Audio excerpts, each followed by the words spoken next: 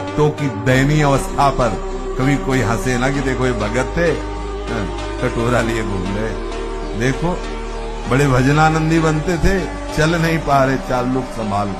भक्त के जीवन में कभी अंधकार नहीं, कभी पराजय नहीं, हर पराजय उसकी विजय का द्योतक बनती है। अगर ये दिखाई दे रहा है कि भक्त गिरा, तो कहां गिरा ये तुम नहीं देख पा रहे, हरि की गोद में।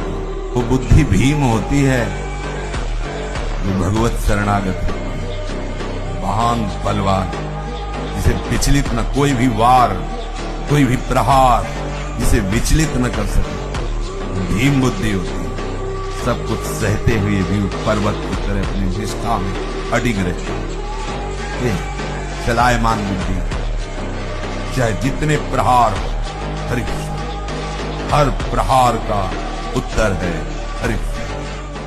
कोई था नहीं, कोई है नहीं, कोई रहेगा नहीं, एक ही था, एक ही है, एक ही रहेगा, बात पकड़ लीजिए। दूसरा तुमने जो माना है तुम्हारा भ्रम है, इसलिए तुम्हें रोना पड़ेगा, भयभीत होना पड़ेगा, दुखी होना पड़ेगा। क्या जो होला है वही होगा। तुम राधा राधा जपो, धर्म से चलो, जो साथ है उनको लेके चलो, जो छूटते जाए जय श्री राधे, आगे बढ़ो। अगर यहाँ पकड़ के बैठेगा हमारा लड़का, हमारी पत्नी, हमारी संपत्ति, हमारा शरीर, हम विद्वान, हम धनी, तो बाद में रोने के सिवा हाथ कुछ नहीं लगेगा, क्योंकि ये सब तुम्हारा न था, न है, न रहेगा, पक्का। और पुष्टता जिसे बल कहते हैं, वो तुम्हारे वीर्य में होती है। जिसको तुम खिलवाड़ समझते हो, वो खिलवाड़ नहीं, तुम्हारी जीवनी शक्ति है। यदि संयम से, ब्रह्मचर्य से रहो, तो न उतनी घी में ताकत है, न दूध में ताकत है, न किसी भी पदार्थ में ताकत, जो तुम्हारे ब्रह्मचर्य में ताकत है। सबसे बड़े ताकतवर कौन है? भगवान। उनसे बड़ा कोई ताकतवर नहीं। मिट्टी में मिला दिया, फाड़ के फेंक दिया हिरण्यकश्यप को। इतना बड़ा ताकतवर, त्रिभुवन में बड़े बड़े देवताओं को ऐसे खिलौनों की तरह बंदी बना लेने वाला हिरण्यकश्यप, भगवान ने ऐसे फाड़ के फेंक दिया। नरसिंह रूप धारण करके फाड़ के फेंक दिया, काट के फेंक दिया 21 बार दुष्ट क्षत्रियों को। भगवान परशुराम ने भूमंडल के 21 बार संपूर्ण राक्षसी वृत्ति वाले क्षत्रियों को काट के फेंक दिया। रावण के खोपड़ियों के फुटबॉल खेलते थे बंदर। सबसे बड़े शक्तिशाली की शरण में हो जाओ, सब ठीक हो जाएगा। ब्रह्मचर्यहीन हो। मैं झूठे सुखों को भोग करके अपने आध्यात्मिक बल को नष्ट नहीं करूंगा, अपने सच्चिदानंद समय को नष्ट नहीं करूंगा, ये निश्चय आप करो। गुरु युक्तियां प्रदान करता है, उन युक्तियों से अपने आप को बचा लो, ये दृढ़ निश्चय करो। गुरु कृपा बल से सब कुछ हो सकता है, कहो कृपा ते कहा न हो। अब ये जन्म हम श्री प्रियालाल के चरणों में समर्पित करते हैं। कोई भी अधर्माचरण, पापाचरण हमारे द्वारा नहीं होगा। यदि कहीं ऐसी गलती हो जाए तो उसे सूक्ष्मता से जांच करो, क्यों हो गया, क्या खान पान बिगड़ा, क्या कोई अपराध बन गया, क्या कोई अहंकार आ गया जो हमसे ऐसी चेष्टा हो गई। जांच करो, गुरुजनों के चरणों में बैठकर जांच करो, निवेदन करो और आगे बढ़ो। सोते समय आपको समय नहीं देना व्यर्थ चिंतन का। उसी समय विषय चिंतन होता है, उसी समय विषय भोग की आकांक्षा जागृत होती, उसी समय विषय देखने की इच्छा होती। मोबाइल है तो जिस समय आप अपनी शैया पर जाएं, स्विच ऑफ कर दें। ये जो रात्रि के शयन के समय मोबाइल में इधर उधर दृश्य देखने हैं, अपने सर्वनाश का बीज बोना, ये उस समय मन आपको परेशान करेगा जब कमरे की सिटकिनी अंदर से बंद हो। जब आप गंदी बात कहीं देखोगे तो आपके अंदर वैसे ही चिंतन बनेगा, ऐसे ही लगेगा मैं भी ऐसा करूं, मैं भी ऐसा भोगूं, मैं भी ऐसा देखूं। मान लीजिए आप जब आप नींद में जा रहे हैं तो बिल्कुल मानो मृत्यु शैया पे जा रहे हैं। आपको उस समय नाम जप में बहुत ध्यान देना है, कहीं मन बहक न जाए। ये ब्रह्मचर्य धर्म है, ये ध्रुपद है, ये नित्य है, ये शाश्वत है। देवलोक सहित समस्त देवता उसे नित्य नमस्कार करते हैं जो ब्रह्मचारी होता है। इसको धारण करने वाला कभी अकाल मृत्यु से नहीं मर सकता। ब्रह्मचर्य जीवन जिसका है उसमें कभी कोई अभाव नहीं खटकता हृदय में। ये होता तो ठीक, अभाव नहीं। इतनी संतुष्टता, इतनी शीतलता, इतनी सहन शक्ति, इतनी गंभीरता। भीषण सर्दी, गर्मी, वर्षा, गंगा, कभी हमें याद नहीं कि जुकाम भी हुआ। बुखार आया हो कभी, ये तो पूर्व कर्मानुसार माँ के गर्भ से ही किडनी की ऐसी रचना हुई, ये कोई इन्फेक्शन नहीं है, ये गर्भ से इसकी रचना हुई। सोडा वाटर, लेमन या ठंडे पेय पदार्थ जो शीशियों में आते हैं, हाँ, ये ब्रह्मचर्य, संयमी, भगवत मार्ग, ये सब चीजें ले भाई। आपको अमृत पान करना है, राधा नाम सुधा रसम दत्ती, तुम बहुत सावधान। भोजन के समय आपको पानी नहीं पीना है। यह अभ्यास आपकी दिनचर्या में बहुत बाधा पहुंचा देगा। यदि आप भोजन के साथ पानी पीते हैं, गैस बनना शुरू हो जाएगी, कब्ज बनना शुरू हो जाएगा, आप परेशान हो जाएंगे। आप ये समझना, संयम में बहुत बड़ी ताकत है। अगर कहीं कोई ऊपर उठा है, वो संयमी और अभ्यासी होगा। अगर हम उसको संचय करें और अभ्यास में बढ़ावें तो कुछ भी कर सकते हैं, कितना भी प्रवीण बन सकते हैं आप।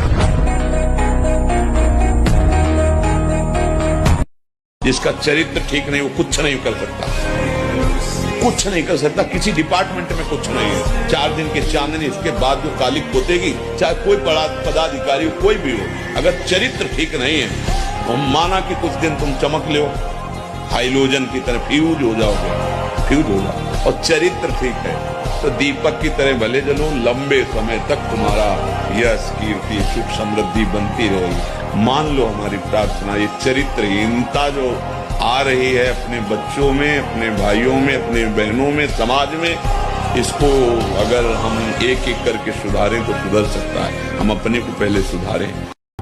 आए मिले परिवार, ये जो व्यभिचार आया है, ये हमारे देश में नहीं है, ये बाहर से आई हुई हवा है। ये गर्लफ्रेंड, बॉयफ्रेंड, अपने देश की तो हमें इतिहास में मिला कि एक बार अकबर जो है राजपूतों से युद्ध किया और उनको मार दिया। तो रात्रि में सब सैनिक सो रहे थे, निज अंगरक्षकों के साथ वो टहल रहा था। इतने में देखा एक कोई नौ राजकुमार दीपक लेके ऐसे शवों के चेहरे देख रहा है। तो संस्कृति नहीं है। जो नीच मनुष्य कामना और लोभ के वशीभूत होकर दूषित दृष्टि से हर स्त्री को भोग भाव से देखता है, जिसको देखता है बस काम भाव से देखता है, तो यहाँ बड़ी बड़ी चोंच वाले वज्र के समान जिनकी चोंच ऐसे गिद्ध बार बार हजारों वर्ष उनकी आंखों को नोचते और खाते रहते हैं, वो आंखें बार बार होती रहती हैं, बार बार निकालते, यही वहां है कि मरना नहीं है। उनकी दोनों आंखों को वज्र तुल्य नरक के पंछी बार बार निकालते हैं और खाते हैं, और उनके पुनः नए नए नेत्र उत्पन्न हो जाते हैं। इस पापी को पलक झपकने तक के लिए विश्राम नहीं मिलता, निमिष तक के लिए कि थोड़ा चैन मिल जाए, महान दुख होता रहता है। हजारों वर्ष तक उसको इस नेत्र दर्द पीड़ा भोगनी पड़ती है, और फिर जब मृत्युलोक में जन्मता है तो नेत्र रोगी पैदा होता है। या नेत्र ही नहीं है, या नेत्रों में दिखाई नहीं दे रहा, कई तरह के व्यवधान, जिन्होंने नेत्रों का दुरुपयोग किया। कभी किसी को मजाक में भी अश्लील बातें मत करो, मजाक से भी। जैसे हंसी मजाक में आप वैसे उसका प्रभाव पड़ेगा, वो शब्द है, वो आपके अंदर पहुंचेगा, मनन करेगा और फिर वासना जागृत कर देगा। ये घुटने नहीं टेक सकता, हार नहीं सकता। मैं भगवान का दास हूं, अविनाशी का बच्चा हूं, तो गिरा नहीं सकते। कितनी बार गिराओगे, जितनी बार गिराओगे उतनी बार हम बलवान होंगे, उतनी बार हम वो सूत्र देखेंगे, अब मैं खेल कहां से हो रहा हूं, निकल जाएंगे। सच्ची कहते हैं तुमसे, सच्ची।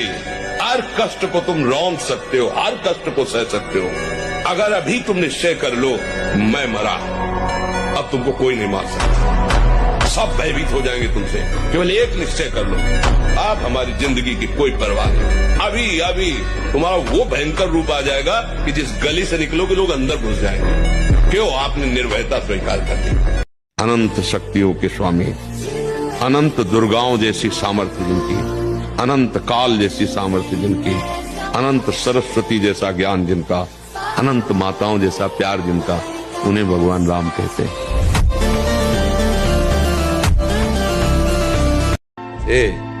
बातें बनाना अलग बात है, मृत्यु को सबको भय है।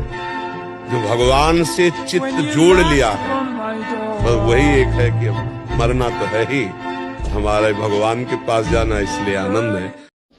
एक नियम लो, मोबाइल से कोई भी शास्त्र विरुद्ध गंदा दृश्य हम नहीं देखेंगे। श्री जी को साक्षी करके वृंदावन धाम में ये नियम लो कि हम व्यभिचार संबंधी, गंदे आचरण संबंधी, भगवत विमुख करने वाले दृश्य बातें हम नहीं देखेंगे। जब तक आप अपने में कुछ भी बल समझते हैं, अहंकार, तब तक ये आपको परास्त करता रहेगा। और जिस दिन आप निर्बल होकर प्रभु की शरण में इस अहंकार को समर्पित कर दिए, फिर किसी की ताकत नहीं कि आपको परास्त कर सके। रोज हम एक संकेत दे रहे हैं, अगर पकड़ पा रहे हो, खुला तुम्हारे कल्याण की बाजार लगी है। ये बाजार लग गई कल्याण की। इसमें कोई साधक नहीं बोल रहा, इसमें कोई जीवात्मा नहीं बोल रहा। ये हम इसलिए परिचय दे रहे, पकड़ पाओ तो पकड़ पाओ। वो स्वयं बैठ करके तुम्हारे कल्याण के लिए कर रहा है। उसे ये केवल ढांचा तुम एक व्यक्ति का देख रहे हो, तुम्हारे कल्याण के लिए वो केवल बोल रहा है, कल्याण के लिए केवल इस शरीर को चला रहा है, कल्याण के लिए केवल चेष्टा कर रहा है। अगर पकड़ पाओ तो पकड़ पाओ। ये जो कामना से बुद्धि अपरित हो गई है, वो लोग प्राय ऐसा कि अमुक बलि दे दो तो तुम्हारे पुत्र हो जाएगा, दूसरे के बच्चे को छीन कर तुम काट रहे हो, चाहे बकरा ही हो, मुर्गा हो, तुम्हारे बच्चा पैदा हो जाएगा। अरे वो अगर बच्चा तुम्हारे प्रारब्ध में नहीं लिखा है ना, तो नहीं होगा। अगर होगा भी तो ऐसे कृत्य के कारण तो तुम्हें जीवन में कभी सुख चैन नहीं लेने देगा, कभी तुम्हारी शांति नहीं आने देगा। हर समय तुम्हें अशांत और जलना होगा। अधर्म से किया हुआ जो भी अनुष्ठान है, उसका परिणाम विनाशकारी और दुखदायी होगा। जिनके कान में सत्संग पड़े, कसम खाओ कि आज से मैं मोबाइल से गंदी बात नहीं देखूंगा। आज से कसम है, जो देखते हैं, श्री जी जानती है, आज से कसम है उनको जो आज से गंदी बात देखें। बंद कर देना, स्विच ऑफ कर देना। अगर तुम्हारे कान में शब्द पड़े हो, अगर सुन लिया पूरा, तो तुम्हें भी कसम है तुम गंदी बात नहीं देखोगे मोबाइल में। अगर आप मोबाइल रखते हो तो भैया बचना बहुत खतरनाक है और बहुत अच्छा है। अच्छा है कि सत्संग सुन के आप सुधार कर सकते हो। बुरा इतना है कि सबसे ज्यादा खतरनाक ये है, नवीन अवस्था में जिस प्रपंच से बचने के लिए हम एकांत सेवन करते हैं, उसी एकांत में सिटकिनी बंद करके ये मोबाइल से जो आजकल देखने का गलत, ये बहुत बड़ा संस्कारहीनता पैदा करता है। क्योंकि बहुत हमारे नवीन पीढ़ी को नाश करने के लिए ब्रह्मा जी के द्वारा ऐसी बुद्धि दे दी गई कि ऐसा यंत्र रचा गया।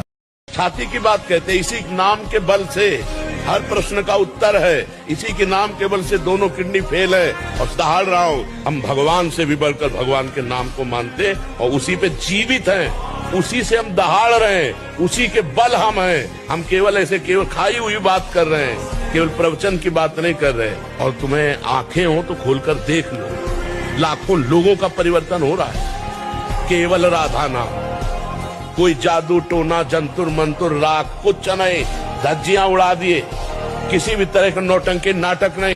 सही चलने की यही परीक्षा है।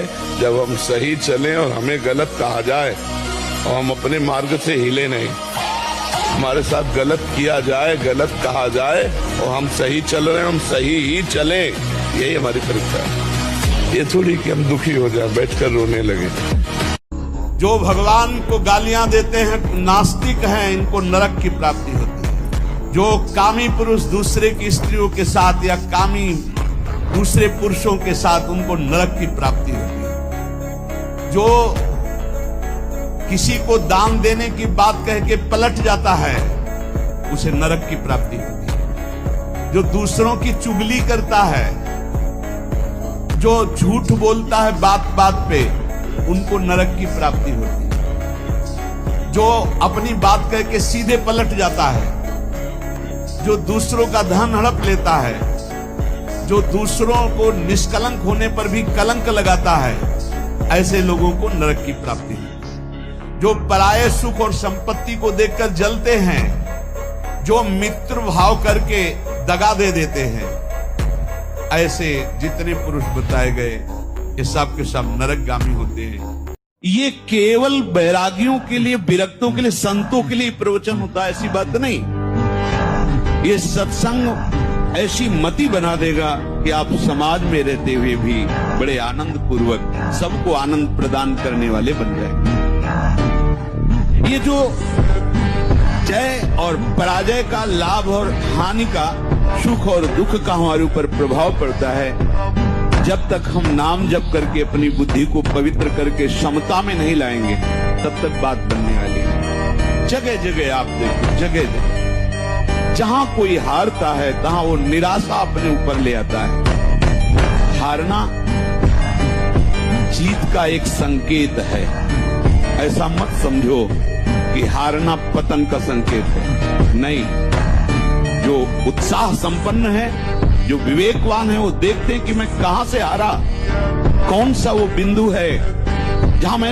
यदि कहीं तेरी जिह्वा पे राधा राधा नाम शुरू हो गया तो यमराज भयभीत हो जाते हैं। भागवत जी में लिखा हुआ है, अजामिल प्रसंग में, दोनों हाथ जोड़कर माथे से लगाते हुए प्रभु को प्रणाम करते हुए यमराज जी कहते अपने पार्षदों से, दूतों, जिनके गले में कंठी बंधी हो, मस्तक पर भगवत दासत्व का चिन्ह हो और वो एक बार भी नाम जपते हो तो भूल कर उनके पास नहीं जाना, नहीं तो मेरा अपराध बन जाएगा हरि के प्रति। भूल कर मत जाना। और कहीं जो निरंतर नाम जप करते हैं, पास मत भटकना, नहीं भस्म हो जाओगे, ये बहुत भारी अपराध बन जाएगा।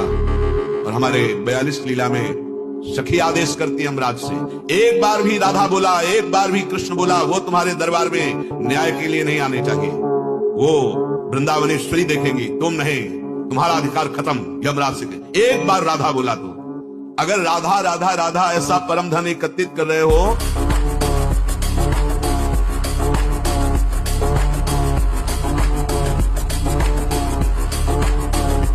पहली बात तो ये समझ लो, विश्व में कोई ऐसा पैदा नहीं हुआ जो हमारा अहित कर दे। हमारा कर्म ही हमारा अहित कर सकता है। विश्व में और कोई पैदा नहीं हुआ कि हमारा अहित कर ले।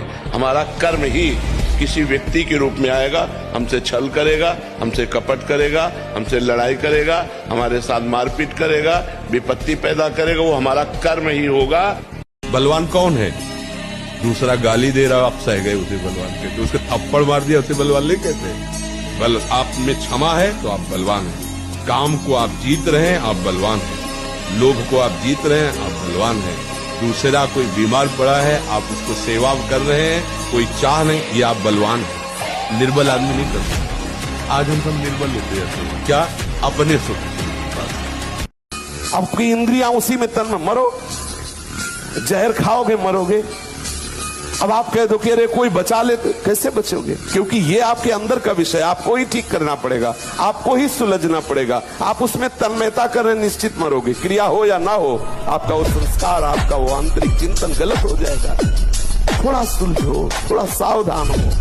अगर भजन करते हुए भजन में डूबने लगो, भगवत साक्षात्कार ना हो जाए तो कहना। जिसकी जिह्वा पे नाम है, वृंदावन की भूमि से बैठ के कह रहा हूं, भगवान की भी ताकत नहीं कि उसका मंगल कर सके। जैसे सूर्य की ताकत नहीं कि अंधकार दिखा सके, क्योंकि जहां सूर्य वहां अंधकार नहीं, ऐसे जहां भगवान का नाम है तो भगवान भी अमंगल नहीं कर सकते। इतने शास्त्रों में उदाहरण बड़े बड़े, और सबसे बड़ा उदाहरण हम और हमारी छाती है। हम किसी के सपोर्ट से नहीं चल रहे, किसी के हम सिखाए या पढ़ाए नहीं चल रहे, नाम भगवान के सपोर्ट से चल रहे हैं। नाम की गर्जना से जी रहे हैं, नाम की गर्जना से दहाड़ रहे हैं। नाम ही हमारा जीवन है। सामने आके बात करें जिसको लगता हो नाम में कितनी ताकत है। अगर सिंह का बच्चा भेड़ों के बीच में फंस जाए तो भेड़ नहीं बन जाता, वो सिंह ही रहता है। ऐसे ही कर्म विवश करें अगर किसी हरि भक्त को, तो उसकी दयनीय दशा पे कभी हंसना नहीं, क्योंकि वो सिंह है।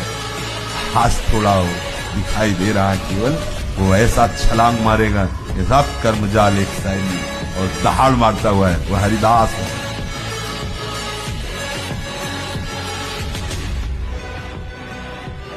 जब ब्रह्मचर्य शरीर में होगा ना तो आप बैठ भी नहीं सकते चैन से। वो आपको इतना प्रेरित करेगा क्रियाओं में, आप जिस कार्य में लगेंगे सांगो पांग करेंगे। आपके ये जो ऐसे बैठे हो, लार बह रही है, ये सब ब्रह्मचर्य हुए तेजोमयी ज्वलंत शक्ति है। ब्रह्मचर्य एक अलग दिखाई देगा आपको भी, आग अलग, आग नहीं दिखाई देती जैसे, ऐसे ब्रह्मचारी आग होता है। आग दर्शन से, संभाषण से, स्पर्श से दूसरों के पाप नष्ट कर दे। अपने आप कोई भी रोग, कोई भी शोक, कोई भी ताप उसे स्पर्श नहीं कर सकता।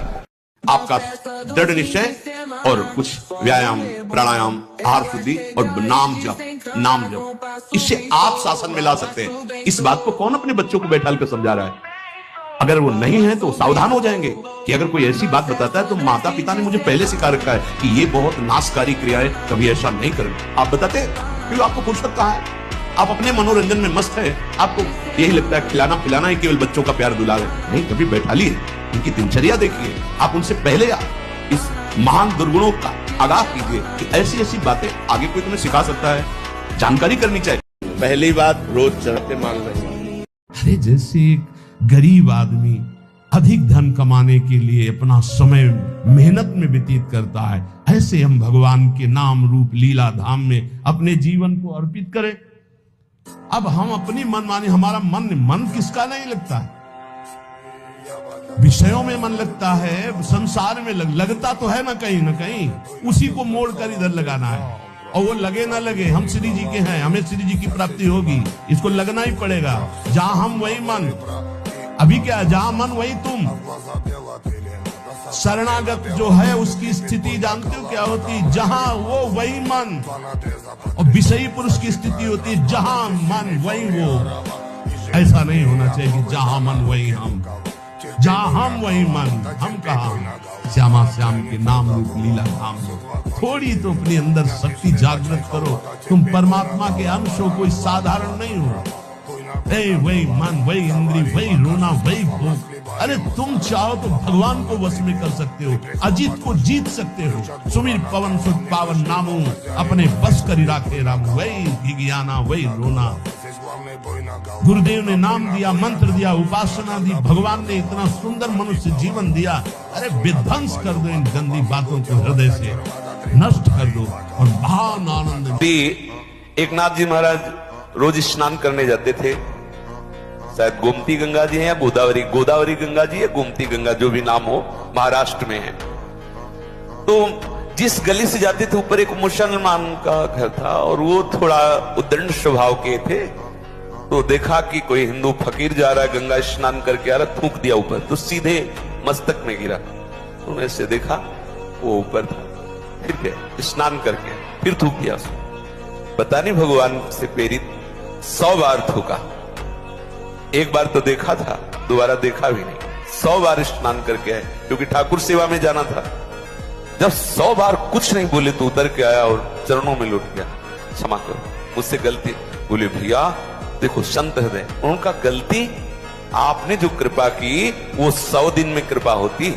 आज एक बार गंगा नहा के हम वापस जा रहे थे, अगर आप कृपा न करते तो 100 बार गंगा स्नान का सौभाग्य मिला। आप रोज ऐसी कृपा करो। आंसू गिर पड़े उसके, और जिंदगी में दोबारा कभी थूका। जो क्षमा में बल है वो क्रोध में थोड़ी। मान लो किसी को गुस्सा करके थप्पड़ मार दो तो उसके बुरे आचरण उसे और बढ़ावा दे देंगे, वो और क्रोधित। भले उस समय वो आपकी ताकत के कारण ना बोल पावे, लेकिन उसका अंतःकरण आपके प्रतिकूल हो जाएगा। अगर आप दैन्यता से सह गए तो ये सहना बल है, ना कि उसको गाली देना। क्रोध को क्षमा रूपी बल से मारो। ये हृदय की बात कह रहा हूं। असंग रहना, मन न लगे तो पड़े रहना, पर किसी को दोस्त मत बना लेना, किसी से यहां अपनापन मत कर लेना। यदि ऐसा किया तो पछताना पड़ेगा, आपकी पराजय होगी और आपको जलना पड़ेगा। दोनों बातें आप समझ लेना। असंग रहना, थोड़ी देर मन पराजित करता है, हमको जलाता है, वो जलन तो ऐसे सह जाई जाती है। लेकिन जब मन की जलन मिटाने के लिए कोई क्रिया हो जाती है, कोई संबंध हो जाता है, तो जीवन भर जलना पड़ता है पश्चाताप की अग्नि। कभी प्रभावित मत होना किसी की मीठी बातों में, किसी की मीठी मुस्कुराहट में, किसी के मीठे अपनेपन में। ये हृदय से बोल रहा हूं, इसे स्वीकार कर लेना। अगर सत्मार्ग में शूरवीर बनकर अंतिम समय तक निष्कलंक रहना है तो किसी से भी मित्रता नहीं करनी, किसी से भी।